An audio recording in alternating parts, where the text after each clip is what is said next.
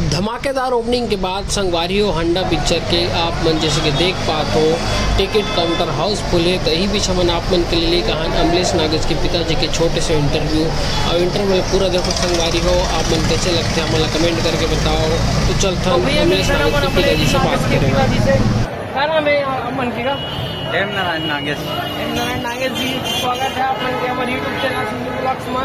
और वो पिताजी से मिल रहा आप मन तो देख सकते संगवारी हो हमारे साथ में वो यही मतलब बते से कहा कि ये हाँ हमारे भैरा का के पिताजी है। तो आप मतलब देखोगे कैसे लगे थे अब बिल्कुल पहचान नहीं आता था पिछले वो थोड़ा दाढ़ी वो रहते तो कैसे लगा था आप मन के बेटा इतना एक से अच्छा पिक्चर रहते मतलब सुपर हिट पिक्चर बना थे तो मतलब कैसे लगते?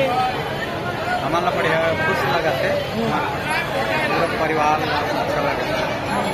और वैसे माहौल देख के आपके लेकर के लिए अपना इतना चाहने वाला है हम मतलब घर परिवार में माहौल क्या रहता है आप मन के? बढ़िया रहते बहुत मिलनसार लगी था मतलब हमने नागेश के पिताजी भैरा का कल आप खूब मैं दुलार दो और पिक्चर आप मन देखे लाओ। हाउसफुल का बोर्ड टंगाना चाहिए संगवारी हो तो यही मैं दुलार के साथ वीडियो में बने रहो और आगे हम बातचीत करबो। जय संगवारी।